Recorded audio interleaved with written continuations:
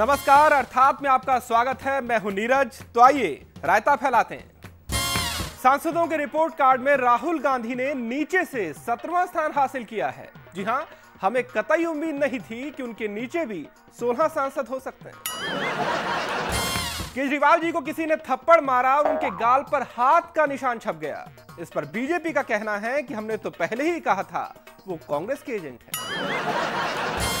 इमरान मसूद के मामले पर जब हमने मनमोहन सिंह से पूछा, सर आप चुप क्यों हैं, तो उनका कहना था ऐसी बात नहीं है, अभी तो मैं किसी और मामले पर चुप हूं।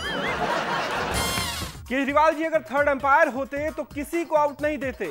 आप तो जानते ही हैं वो शुरू से लाल बत्ती के खिलाफ रहे। स्मृति ईरानी के अमेठी से चुनाव लड़ने पर राहुल गांधी का कहना है कि स्मृति अमेठी से चुनाव नहीं लड़ सकती क्योंकि वो ईरानी है।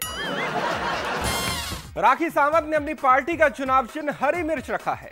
कम से कम चुनाव चिन्ह चुनते समय तो उन्हें खुद से ऊपर उठकर सोचना चाहिए था। साबिर अली के मुद्दे पर अब नकवी बीजेपी से नाराज हो गए हैं। देखा जाए तो नरेंद्र मोदी को छोड़कर इस समय हर कोई बीजेपी में नरेंद्र मोदी से नाराज है। पान सिंह तोमर ने कहा था, बिहार में बागी होते हैं, डकैत मिलते हैं पार्लियामेंट में। मगर वो आज जिंदा होते तो ये देखकर हैरान हो जाते कि जितने बागी बिहार में नहीं, उससे कहीं ज्यादा तो बीजेपी में भरे पड़े। थप्पड़ खाने के बाद केजरीवाल साहब ने शांति बनाए रखने की अपील की। अपने कार्यकर्ताओं से नहीं, उस आदमी से जो पीटे जाने के बाद लगातार जोर जोर से चिल्ला रहा था।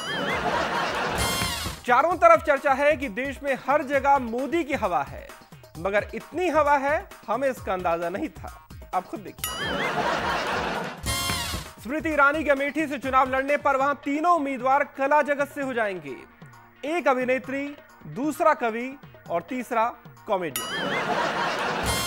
बाकियों का पता नहीं। थप्पड़ खाने के बाद जब आशुतोष ने केजरीवाल से कहा होगा मैं तुम्हारा दर्द समझ सकता हूं, तो उसमें एक ईमानदारी होगी। जिस तरह एक के बाद एक नेता बीजेपी में नाराज होते जा रहे हैं, हम कह सकते हैं कि मोदी का पता नहीं, लेकिन खुद बीजेपी में आडवाणी की हवा बह रही है।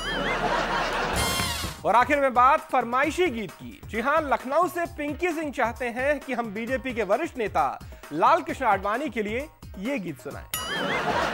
मुझे छोड़ दो